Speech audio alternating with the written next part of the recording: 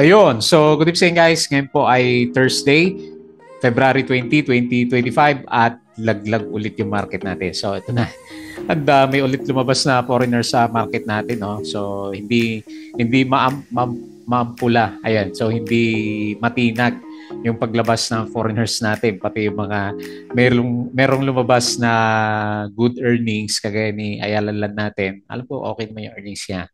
So, binasura kanina umaga. Bakit kaya? Laki ng net foreign sale niya. Nasa 400 million si Ayala Land natin. So, siya yung nag-cause ng malakas na net foreign selling dito sa PSC market. So, meron siguro ng investor na lumabas sa kanya. So, dahil medyo malakas nga po yung drop ng majority ng mga blue chips natin, nag-drop ulit tayo ng negative 0.87%. So, mukhang totoo nga na double bottom ang kailangan ng market natin. So, nag-close tayo sa index 6,066.63. Ewan ko lang din pero kasi yung global markets natin sa Asian markets, laglag din lahat sumapula din mamaya.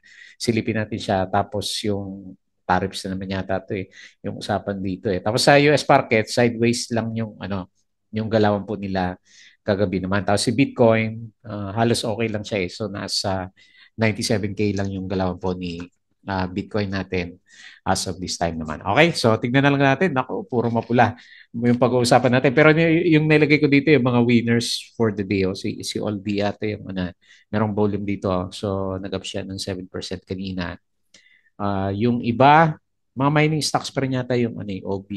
Mga mining stocks pa rin yung pumitik na iba. Pero dito, yung pag-usapan natin, halos lahat sila is nalaglag maliban sa favorite natin. Si Plus natin, si Plus muna. Nag-up siya ng 4.67%. So, another breakout. So, hanggang saan kaya lili pa rin itong si Plus natin? Meron siyang, pero net foreign sale, meron siya net foreign sale na 33.52 million. Tapos si OGP, marami yata nakabantay. So, medyo pagod na rin siya at negative 3.03% yung closing niya. So, meron siyang 1.75 million net foreign sale. Meron daw DIBS. Ewan ko So, mamaya silipin natin yung chart kung meron nakalagay doon na letter D. Tapos si Ayala Land nga po, medyo malakas nga po yung drop ng mga properties ulit natin. So, okay naman yung earnings niya Wala naman tayo nakita na negative news. Or rather, yung news na lang, property share swap ulit sila ni A-REITs natin. So, ewan ko kung ayaw niya yun. Negative 8.06% and 400, ito yata yung transaction 440 million net foreign sale. Tapos si dito natin, bumalik sa trending stocks natin si dito, nag-drop na rin siya. Nako, fill the gap. Maraming fill the gap si dito natin. Negative 5.42%, net foreign by 1.53 million. Tapos yung, okay, PX, yung mga minero natin, napagod na rin siya. So, negative 1.58%. Nag-season na yung galaw niya. Kanina umaga, okay to si PX So, 3.3 million net foreign sell po siya. And then, si Monde, kawawa ulit si Monty natin, nag-drop din siya ng malaki, negative 6.18%. Pero net foreign buy siya ng 30.07 million. Anyway, majority ng mga stocks natin is mapula for today's review natin. Okay? So, ang hirap talagang tignan. So, siguro tama nga na wala talagang kumbaga hindi pa mapagkatiwalaan yung mga bounce ni PSC natin hanggat palabas po yung ating mga foreigners. Okay. So, disclaimer guys, sa mga bago sa channel natin, as usual, yung ating review is for education purposes lang yan. So, huwag mong gagamitin ito as a reason para mag-buy, sell, or hold ng stocks. Meron po kasing risk na involved sa market. Always do your due diligence bago po bumili ng ating stocks naman. Okay? And then follow mo ako dito sa ating Palabi Trader na YouTube channel. So, para subscribe ka lang po para updated ka sa reviews. And sa mga gusto ng guide sa trading sa market, meron tayong membership button dito. Ayan, so check na lang po. So, yung mga sumusubaybay, maraming salamat po. Ayan, may na naman yung views natin. So, check mo na lang yung ating daily trend stocks review, mga company reviews natin, mga sample trade sa market, basic indicators, technical analysis, fundamentals, and then yung mga learnings natin sa market naman. Okay? And then follow mo ako dito sa ating Palaboy Trader Crypto to para sa mga play to earn games natin. So double check mo na lang yan, mga posts natin dyan. So yun nga si Crypto medyo lumalaban sa 97K. And then, follow mo ako sa social media, Facebook account na Palabi Trader para updated ka sa mga posts natin or dito sa Facebook page na Palabi Traders natin. Regipik yung mga articles natin sa local market. So, double check mo na po yan. At yung ating Twitter. Ano ba yung balita ngayon dito sa Twitter natin? Okay, so very bad pa rin ha. So, hindi pa rin tayo masyadong kumpiyansa sa galaw ng market. So, hinatak tayo ni property. Oh. Nag-drop siya ng negative 2.56% followed by holdings negative 1.25%. So, namula na rin pala si mining natin, nag-profit taking na siya. And then sa finances lang ang Verde, nag-up siya ng 0.58%. Okay? So meron tayong 601.3 million net foreign sell. So grabe no, nasa baba na yung chart ng index natin, pero ang galawan natin net foreign sell pa rin. So, ibig sabihin, medyo matagal yata bago makabawi pag ganito yung market natin. Nakala ko kahapon, yun na yung bottom ni na Ali kasi nagkaroon na siya ng mga net foreign buy pero iba pa rin yung reaction ng market natin. Medyo mahirap siyang tansyahin, di ba? So, kasi nga bear market yung current situation naman niya. Okay? So, foreign funds sold, Metrobank, Security Bank, AP, SUP, Shell PH, DNL, FB, FCG, Pizza, Avoites, AJ, Costco, Alimeg, Emirates, Globetel, Converge, Cebu, at saka CICT. Ito naman yung mga binili, foreign funds bought, AUB, BDO, BPI, China Bank, ASEN, FGen, Meralco, SCC, CNPF, GSMI, Jollibee Keeper, AC, JTCAP, GGS, AREITs, RCR, SFH dito at saka si STI natin. Hindi matuloy-tuloy yung breakout ni STI. Ayan. Sibulan Masters receives SEC approval for the incorporation of HJB with Martinez Agricultural Corporation. The board, ito lang naman nakita ko, the board of Ayala Land approves property for share swap between AREITs and its subsidiaries. Ayan. So may share swap na namang ginawa. Despite challenges, Modernization is estimating the core net income last year jumped over 25%. Pero sell on news, no? Ang labanan. Maker Blackemy hits record sales in 2024. Alter announces its inclusion in the ATRAM Philippine Sustainability Funds. Metrobank meron siyang dividends. So nag-up siya ng 14% for 2024. Okay, malakas siya. Okay. So meron pa rin naman pala natira kahit papaano dito sa mga blue chips na green. So dito muna tayo sa losers. Grabe naman si Ali. 8%, Monde 6%, AGI 4.69, Converge, hindi matuloy-tuloy yung breakout nito, 3.56, PLDT minus 2.65, and then CDMC negative 2.21%. So marami yung mapula for today's trading natin. Okay. So Pure Gold naman ang nauna dito sa blue chips, 3.02%. Jollibee 2.3%, GGS 1.74%, BPI 1.72%, and then si Aboitiz Equity Ventures 1.08%. So Metrobank 0.63%. Okay, so konti lang, pasang-awa yung mga blue chips natin. East West Bank, kaya pala, napasin mo ba, pumitik to ng Tuesday yata yun. So nag-up siya ng 5% or kahapon. Meron pala siya magandang income, up siya ng 25%. Ayan. So si PX natin, rise on its 7th trading session following extension of Silangan's mines operation life over 28 years. Ayan. May catalyst naman pala siya. Kaya yung mga nakikita natin na 100 million, 200 million na traded volume niya, so malamang ito yung pinanggagalingan niya. Pero ngayon, siyempre overextended naman na. So nag-profit taking muna siya. URC, after last week, 70% share price gain to 71 pesos. The stock now trades at a forward PE ratio of 14.92, slightly above the food industry Asian average of 14x. Okay. So Meralco, the renewable energy of Meralco has energized is 19.8 megawatt solar power in Bungabon, Nueva Ecija. Metrobank, so meron siyang dividends. Monde, branded business continues to see steady growth in fourth quarter. Metrobank, fourth quarter, reach 12.4 million. FGen, Tokyo Gas acquisition of 20% stake in FGen LNG Corporation naman. So medyo balance pa kanina umaga pero hindi na kinaya. So share buyback transaction, Cebu, Costco at saka si ICT. Okay, stock record ni Vilsax PLDT is 1.8 yung kanyang fair value and yung current price 1,300. Corporate stories, ano meron? Okay, Metrobank, yung net income niya maganda. OGP, reported is Q4, ano ba to? Positive, negative? Wala, no? Wala akong makita na ano, percentage. Wala. PLDT has been recognized as the S&P Global Sustainability Yearbook. ACEN, the Retail Electricity Division of Ayala, has enrolled 5 facilities. Bank of Commerce raised 18 billion in largest peso bond offering today, surpassing its 5 billion minimum targets. Okay, laki ng puhunan ni ano. Bank of Commerce natin, San Miguel din yan, di ba? So stocks turn pas kagabi to. So medyo sideways lang yung ano, yung closing ng ano ng US market natin. Metrobank, SPNEC nagkapala kapon ng ano 3%, FCG nag-drop kapon ng 4%. Okay, Monday takes another corn. SMPH post record annual profit naman. Ano ba tong memes ni ano?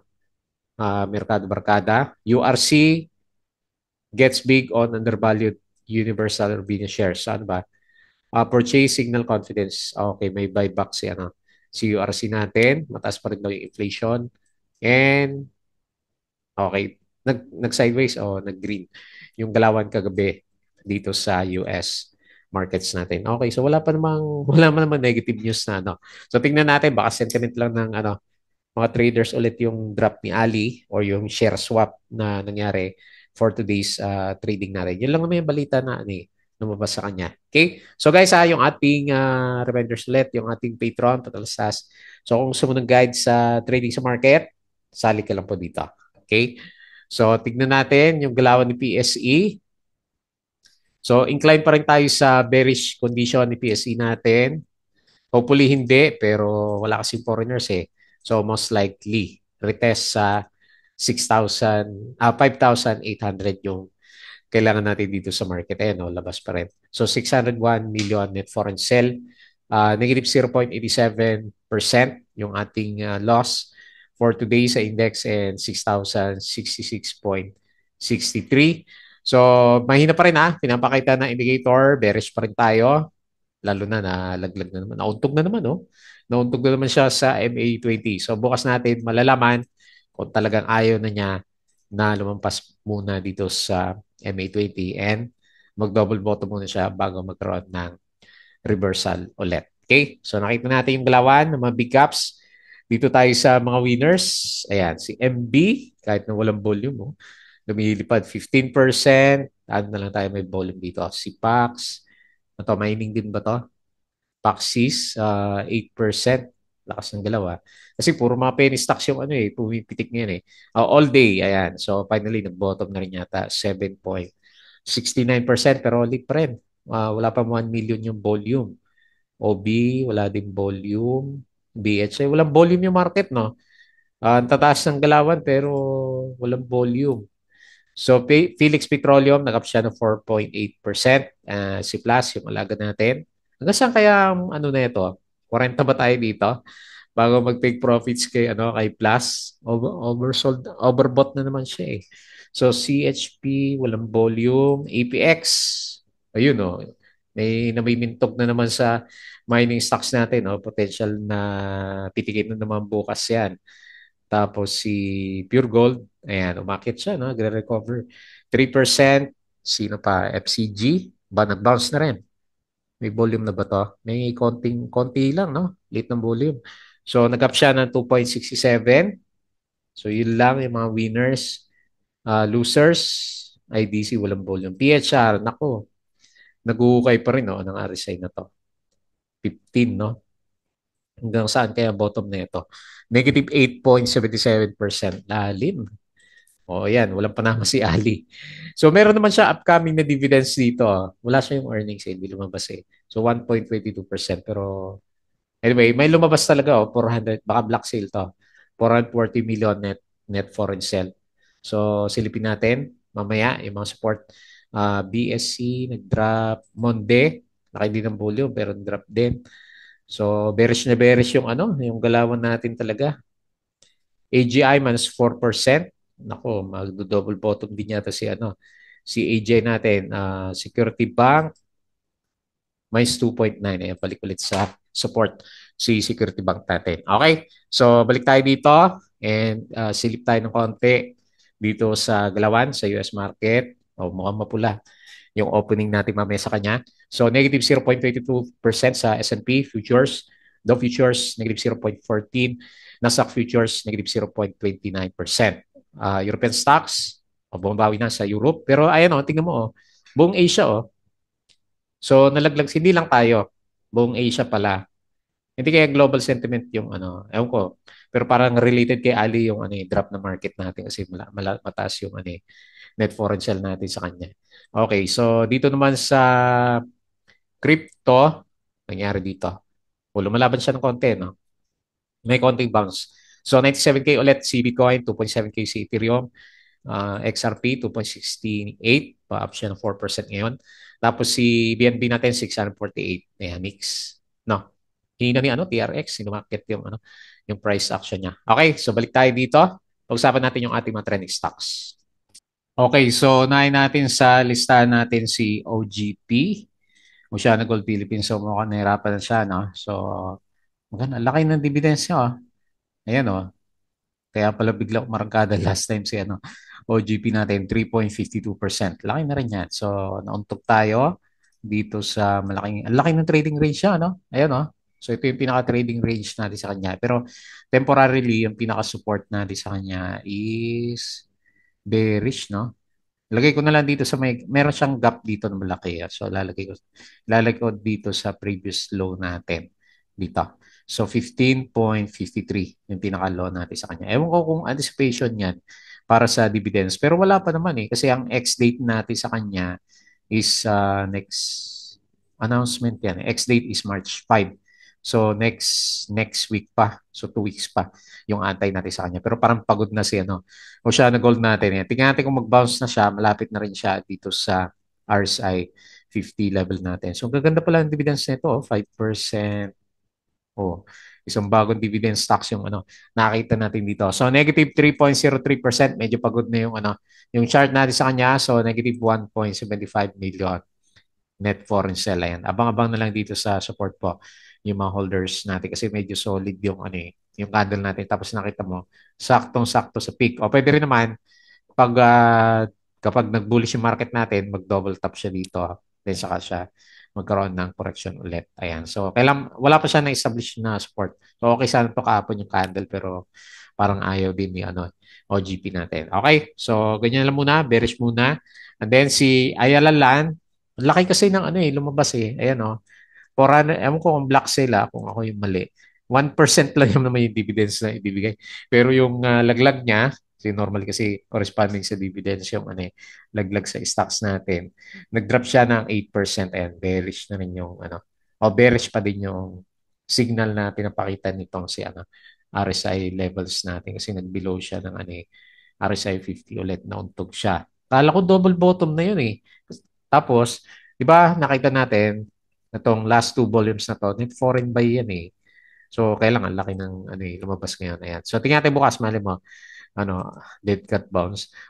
Bounce natin bukas. So, lalagay yung support sa 22.08 pero bad sign kasi lower high si Ali natin. Ayan. Ang lakas talaga maka-resistance yung mga MA20 natin sa bear market na status ni PSE. Okay, so no choice, holders, long term. May nagsabi long term daw. Sa PSE, pag nag-long term ka daw, 10 years, 20 years, 50 years, yung kailangan mo para makabawi siya. So, ang tagal nga naman, no? 5 years na, magpa 5 years na, hindi pa rin wala si Ali. Samantalang, okay naman lahat ng fundamentals ni Ali natin. Okay? So, walang foreigners kasi. Next, mga dito natics, ayan, bumigay na rin, sumabay na rin sa trend si dito natin. So, fill the gap muna. May mga gaps tayo dito sa 1.5. So, no choice, lower low kasi yung solid candle natin. So antayin natin, malim pagbago-bago ng isip si dito. Pero ano yung galaw niya yan, medyo bearish na rin talaga. So sumabay na sa market, no. Wala kasi minahan si si Dennis Uy natin, hindi natin makita ma-hype yung stocks natin sa kanya. So negative, laki din, negative 5.42%, and then sumalo na foreigners 1.53 million. Okay? So, ang dami natin nakita na bear stocks maliban dito sa alaga nating isa. Si Plus, ayan, congrats po yung mga nag-hold na kagaya natin. Nasa 76 na yata yung percentage natin dito ay Plus. So, ito lang yung isa sa mga hawak ko na medyo maganda talaga yung galaw. May nakikita ko nagpo-post sa Investa, maabot na sila ng mga 100%. Meron pa yata nag-post dati ng 200%. May nakatiis sa galaw niya. Pero umabot na to ng di ba? 700% na yata to eh. O 700% na yung galaw ni Plus since 2023 nga naman. Pag sinerte talaga sa stocks, dire-diretso kahit anong bearish yung sentiment ng market natin. And another breakout, another 52 weeks high. And malakas yung volume niya. Although net foreign sale tayo, 33 point. 52 million, so nag-up siya ng 4.67. So on the way na siya sa 40 pesos. So yun na lang ilalagay ko kasi all-time high lagi si Plus. So tingnan natin kung abot yung alaga natin dito sa 40 pesos bago magkaroon ng um, sell on news, di ba? Kasi wala pa eh. Meron na ba? Wala pa akong nababasa na na results doon sa partnership niya doon sa bandang Brazil. Hindi pa natin naantay yung news na yun. Hindi pa siya lumalabas. Ayan. Pero yun nga, overbought. Ayan. Kapag hindi ka talaga nakapondo, ang hirap pumasok sa stocks, di ba? Kagaya ni na PX na sobrang taas na yung kanilang mga galawan na. Ayan, may volume siya. May volume, pinipitik talaga siya. So, anyway, congrats na lang po doon sa mga may hawak. Follow the trends. Sabi nga nila, kung na-reach mo na yung TP mo, pwede rin naman. Di ba? So, mahirap kasi. Hindi mo kasi ma-anticipate eh. One time, biglang nagda-drop yung yung mga stocks natin. Ang touch ako naman kay Plus, sell on news pagdating ng partner niya. Pero wala pa naman yung sign niya kasi mga bullish candle pa yung lumalabas. Yun nga lang, ito lang yung pinaka-sign natin yung RSI. Overbought level na talaga siya. Okay? Next, PX, Felix Mining. Ayan, napapagod na o pause muna daw. Ayan, pause muna tayo. So may konting double tap dito sa bandang 5.3. Tinas ko na kapon to dito sa 5.7, di ba? Kasi nga, ah, ang laki din ng volume niya, 132 million, and net foreign sale na siya. Kaya siguro medyo bumigay ng konti kanina, 3.34 million net foreign sale. And then meron tayong 1.58% na drop. Wala naman yan kumpara sa mga inakyat niya from the past few days. So kung guguhitan ko dito, may konting trend kahit na uh, super bullish yung mga candle na lumalabas sa kanya. So pwede mong gawing reference na lang yan as support. Ayan. So overbought na yung stocks natin. Ayan, malamig sa taas, sabi nga nila. Ayan, pero di natin alam kasi binobomba ng may volume pa rin eh. Ayan, akala ko ito na yung pinaka-bearish sign natin. May konting double top din dito. Pero gap up pa sa opening natin. Eh. Marami pa rin nagtutulak kay Felix Mining natin. Malaki yan, no? 132 million pa rin yung pumapasok naman sa kanya. And then lastly si Monde, okay na yung earnings But biglang gap down. Okay, so okay lang siguro, no? Parang profit taking. So bantayan na lang natin yung MA20 as next na support. Kasi kumpara naman sa PSE market natin na wala pa yung reversal, ito, nag-reverse na siya. So siguro profit taking lang, yun na lang iniisip ko sa kanya. Kasi meron siyang another net foreign buy dito na 30.07 million, di ba? So negative 6.18% yung galaw natin sa kanya. Okay, so okay, hindi ko pwede yata ilagay na ganyan. Dito na lang sa RSI 50, yung pinaka-support level natin sa kanya. Okay, so yun na lang muna. Nako, bad mood na naman yung mga traders natin neto. Nauntog na naman si PSE. Tagal na ilang buwan na yan. November, December, January, February, isang quarter na, di ba?